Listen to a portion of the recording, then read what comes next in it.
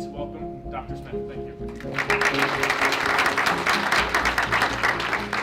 I want to thank the organizers and St. John Fisher for having this. This has been very informative because it's fleshed out my background in what is about hemp and cannabis beyond the basic science that I normally do.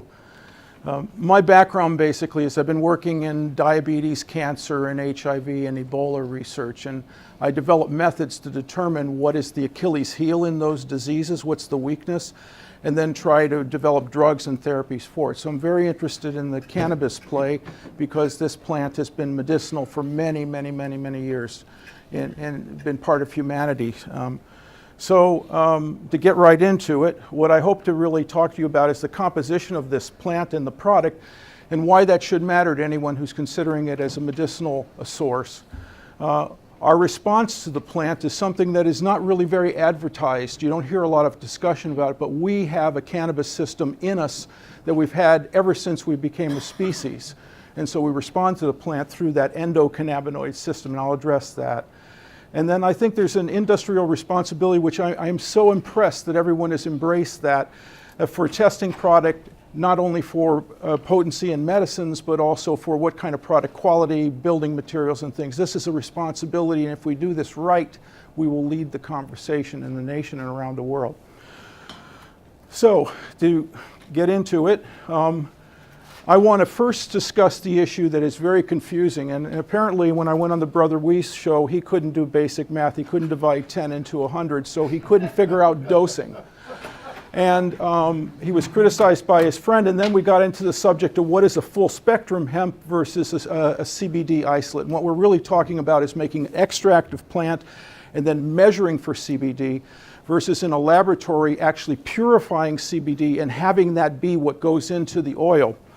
And so when we talk this way, if we're really talking about something that's a white powder, 99% pure, that's either made in a chemical lab or purified meticulously to be almost 100% CBD, then really what we're looking at is the question of dosing and outcome is like shooting a bullet at an apple. If this is CBD, you're going to be able to almost estimate what the response is going to be to a pure product. Anyone who has familiarity, my first experiences started in 1970, as I was in high school. But I know that the quality of the product makes a whole bunch of difference. And so to basically estimate this just on pure THC, which some investors say, hey, if I'm just injecting or giving someone just some 30% THC, I know what the outcome is. Hey, no joke. But when you're talking about a medicinal and you're talking about full spectrum products, this is not what you can do. Why does that estimate of purity not work? Why does it not work to say something's 35 or 20 or 10% CBD on an oil and have that be okay for the patient or doctor? And the reason is that full spectrum products are full spectrum. You have something like CBD in a product here, and if that is what you measure, you may measure a whole bunch of things in the plant, but you only report on the bottle CBD, 500 mg CBD on a bottle.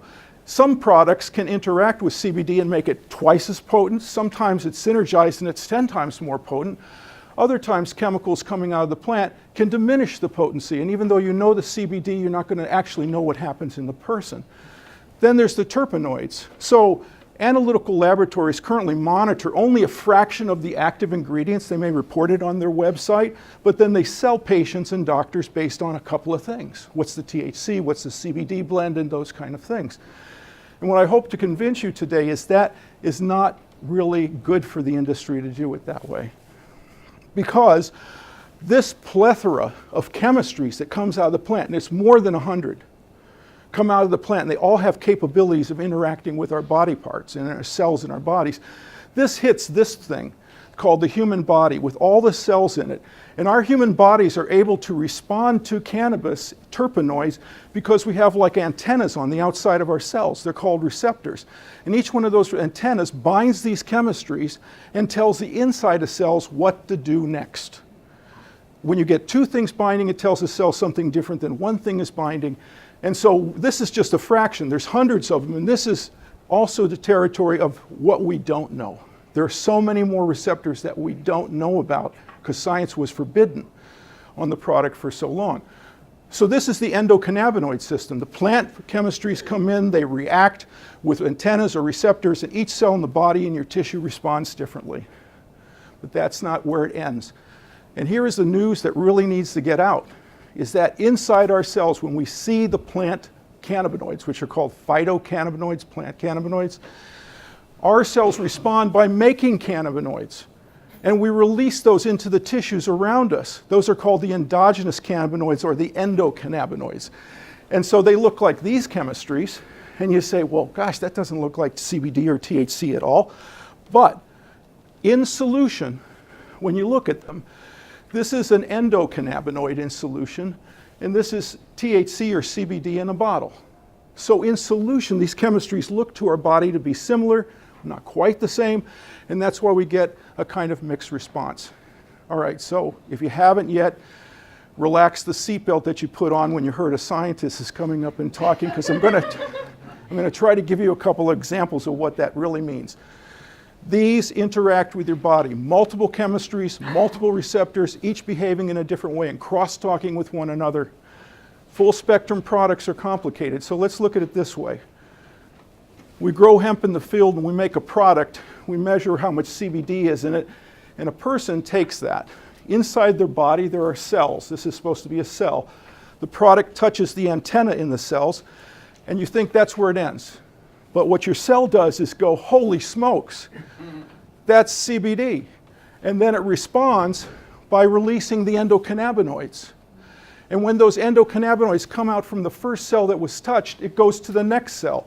And when it hits the next cell, this cell now doesn't respond to CBD the same way that the first cell did, because it already has been triggered by your endocannabinoid system to be different. That's why just knowing CBD alone is not enough. You have to actually know the biological response. So that is what you've heard of maybe as the body's response to full spectrum products, means all the goodies in the plant come at you, is known as the entourage effect. This is why putting THC in a gummy bear doesn't give you the same effect as smoking purple kush. Yeah. But if you put purple kush into a gummy bear, you stand a chance of having the entourage effect from that. And that's what people are looking for, the full spectrum response. Let's do it differently. Anyone who's seen Philharmonic, this is one of my favorite soloists, Lila Josefowicz. She is CBD.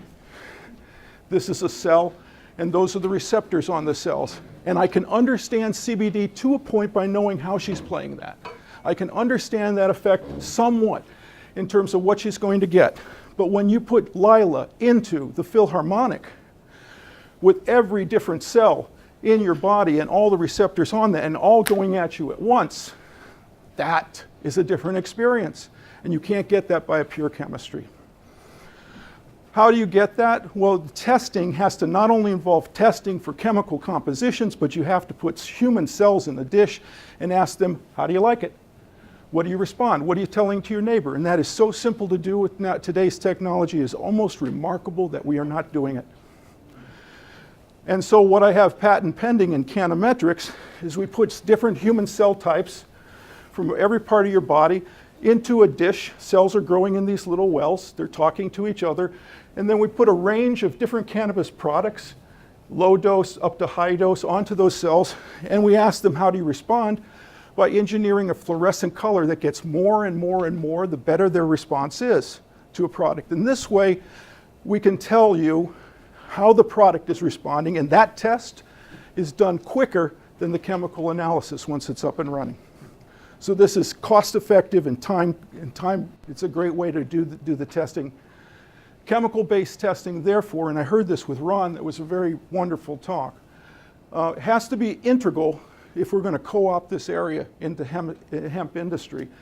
You have the product production, you have the grow facilities, you have the dispensaries who are selling the product, but you need in this consortium to be able to reflexively turn back to testing labs and say, what just went wrong?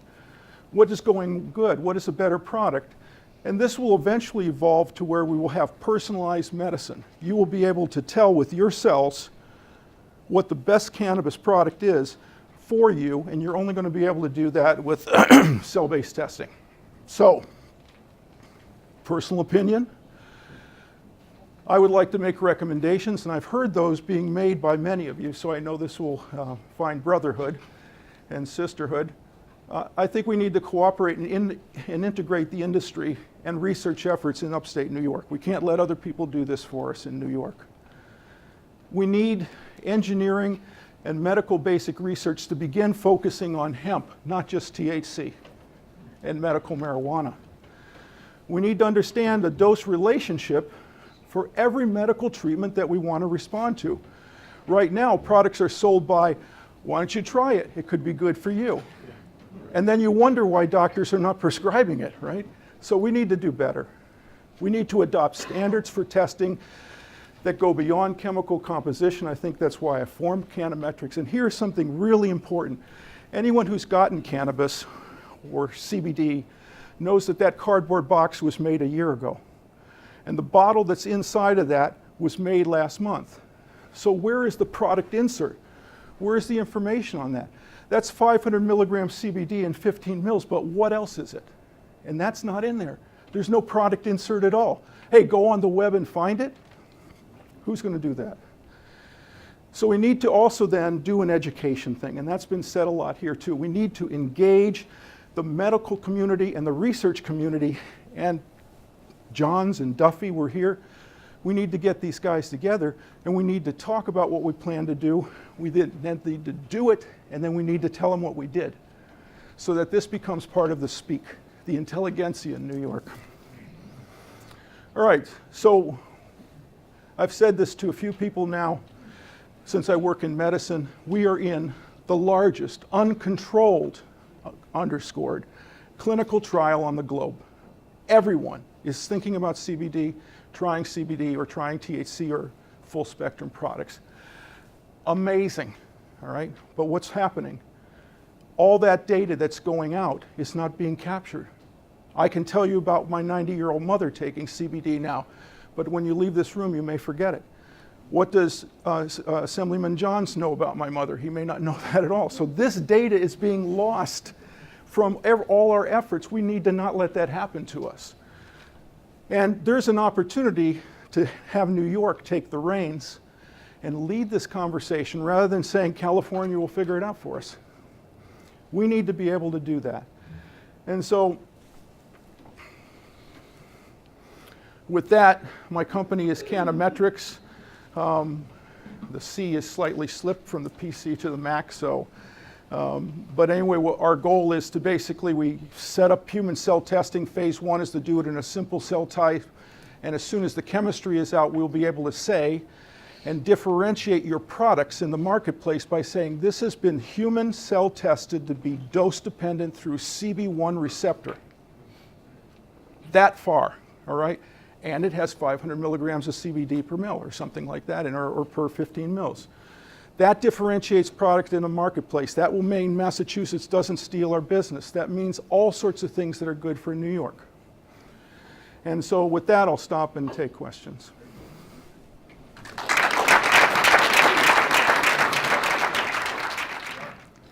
Yeah, I guess I have a question, just kind of generally your opinion would be what I'm looking for, but we're talking a lot about CBD. There's this rising interest in that particular cannabinoid. Do you see the potential for emergence of markets kind of one at a time or all at once? Along the line of what you're saying, we have all these terpenes, all of these other compounds that are influencing our physiology? There's competing things going on, right? The federal government is conducting clinical trials on 3 components. One comes from Britain, a GW's product, and they are synthetic cannabinoids, synthetic THC, synthetic CBD.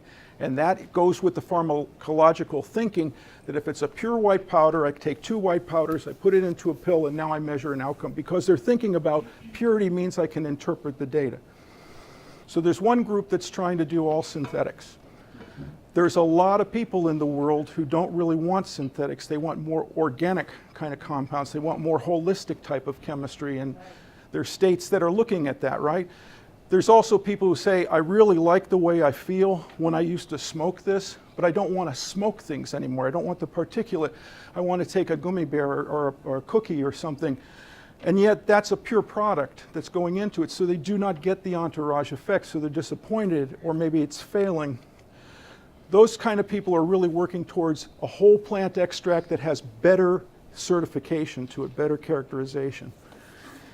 There's a third group that's trying to mix and match, and so New York has done that. They take 3 strains, they make extracts, and then they measure everything. It's a whole bunch of things, and then all they report on is THC and CBD. And so that's a failing, because what does high THC, low THC ultimately mean? You know, it's hard to determine unless you're looking at all no THC for treating, like with Charlotte's Web, for epilepsy or something. And even there, they're asking for full spectrum products and not single. So we have different groups that are trying to understand, and I forget who said this, but maybe it was said more than once. You got to understand what your goal is when you start doing all this kind of testing and stuff. And if your goal is to provide a patient and a doctor with sufficient information that is backed up by science and statistical measurements, so someone can say, I can understand that this product is acting through this way in a human cell or acting in a predictable way. Maybe that can be achieved with THC alone, but maybe not. And so that's what we need to understand what we're trying to do. I don't think we don't know everything yet. That's the real problem. Sure. Is there a way that we could basically take the model of genetics as we did with DNA and start creating somewhat of a, we have this uncontrolled clinical environment, but a way that we can create this end-to-end process and collect this data and begin to do pattern recognition and simulate the models to understand the behavior. It's an excellent point. There's 2 parts to that. If it's genetic component, I don't think you're referring to the genetics of the plant. No. And so each of us will have a difference. I mean, there's even 5% of the world that could be exposed to HIV that won't get it because they're naturally resistant. And the only person ever cured of HIV was cured by getting cells transferred into him from a person who was resistant to HIV. So we have genetic differences. So even though you and I are getting the same product and maybe wanting the same outcome, your response may be superior to that product than mine because you're genetically different than I am, and you'll be more robust in terms of that area than I might be.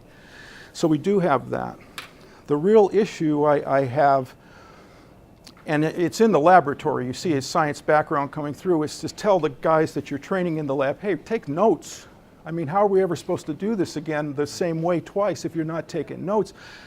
Why are we not capturing a data set somehow in a business that creates an online that has people coming in? And some person once told me when I was trying to raise capital for the company that it's good enough to just have anecdotal things, like have people take the drugs and then say, hey, how was it? Cool. So what is on a 1 to 10, where does that rate and what was the mechanism? So I think we need to be more sophisticated. That's where I'm really asking for, to be more sophisticated in what we expect of ourselves as we bring this industry forwards.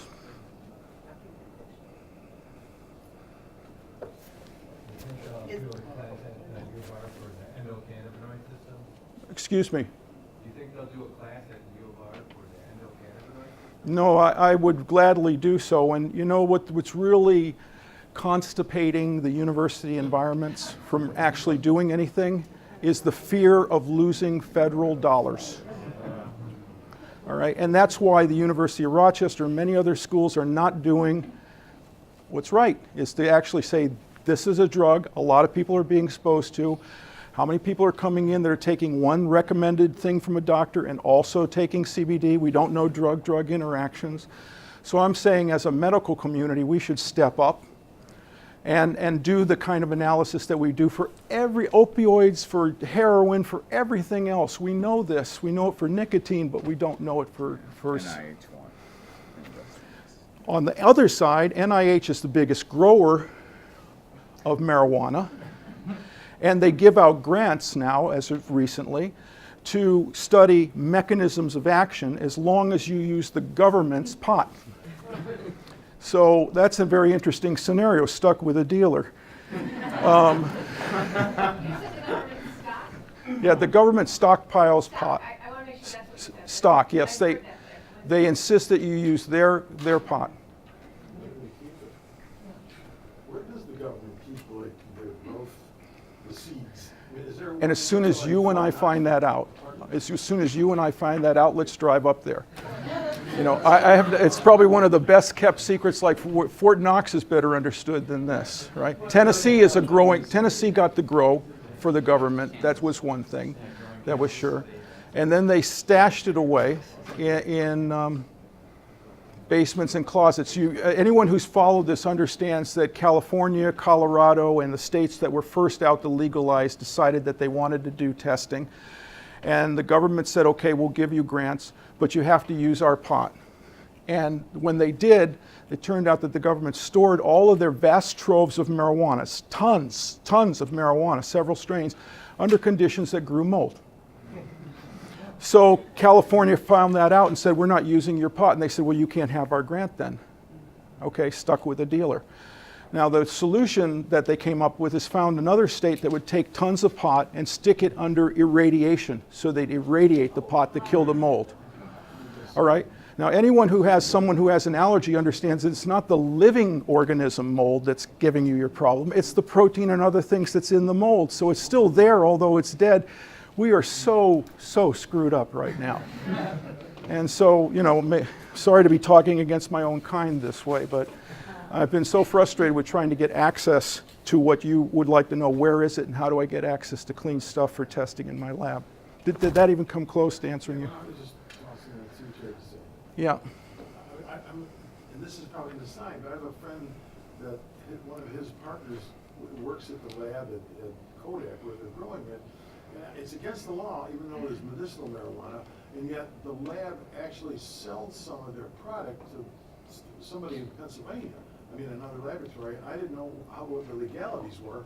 If it's illegal to start with, how can they sell from one state to another? So That might be a really good question for the panel. For the panel, I don't know, because yeah. there's a lot of perspectives that are seeing the market as a whole. I think it's a really solid question. Yeah, and we've seen regulation relaxed here where we no longer need DEA, the Drug Enforcement Agency approval. We just need B&E approval for laboratories, Bureau of Narcotics Enforcement, which is just the state.